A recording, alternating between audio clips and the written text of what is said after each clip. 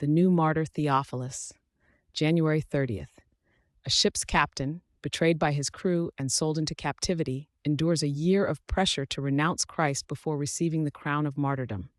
A heads up in the spirit of transparency. Please be advised that this content may include betrayal, enslavement, threats of torture, imprisonment, and execution. The life of St. Theophilus, the new martyr, offers a testament to steadfastness in the face of betrayal and persecution. Born on the island of Zakynthos, Theophilus pursued the calling of the sea, becoming a mariner and a ship's captain. His days were spent navigating the waters of the Byzantine world, a life demanding skill, courage, and discernment. In these endeavors, he also maintained his Orthodox Christian faith, living according to the gospel teachings amidst the daily realities of his profession. The year 784 marked a turning point in the life of Theophilus.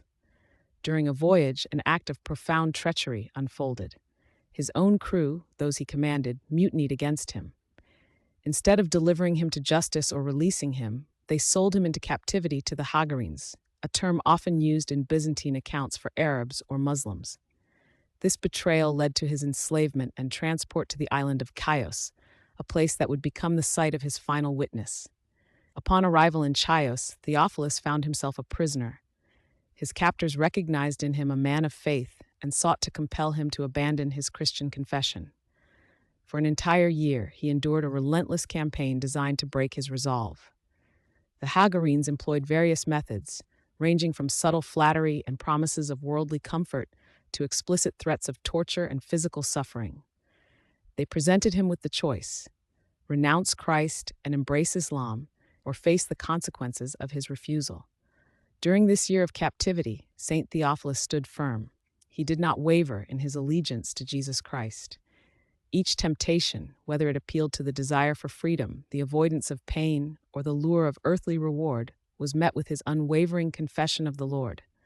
He understood that to deny Christ, even under duress, was to forfeit eternal life.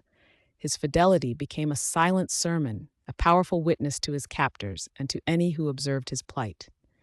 He held to the truth that Christ alone is the way, the truth, and the life, and that no earthly power could separate him from the love of God. The patience and persistence of his captors eventually gave way to frustration. They realized that neither their enticements nor their threats could penetrate the spiritual resolve of Theophilus. His will remained unbroken, his faith uncompromised. Seeing that he would not yield, they condemned him to death. This sentence was not a defeat for Theophilus, but an affirmation of his victory over the fear of death and the temptations of the world. He was deemed worthy to follow in the footsteps of countless martyrs who had gone before him, sealing their confession with their blood. The holy martyr was led to a place known as Bunos. There, by the sword, he received the crown of martyrdom. His earthly life ended, but his spiritual life was perfected in Christ. The year was 784. Following his execution, his body was cast into the sea, an attempt by his executioners to erase his memory and prevent his veneration. However, the providence of God ensured that his holy relics would not remain hidden. Pious Christians, moved by his sacrifice, recovered his precious body from the waters. They reverently interred his relics in a church on Chios, which henceforth became known as the Church of St. Theophilus the New Martyr. The memory of St. Theophilus stands as an enduring example for the faithful. His life reminds us that true strength is found not in worldly power or earthly possessions, but in steadfastness to Christ, even unto death. His story, preserved through the generations, calls us to examine our own commitment to the Orthodox faith and to cultivate the same spirit of unwavering confession that defined his martyrdom. He is commemorated on January 30th, a day when the Church honors his sacrifice and glorifies God, who strengthened him to endure to the end.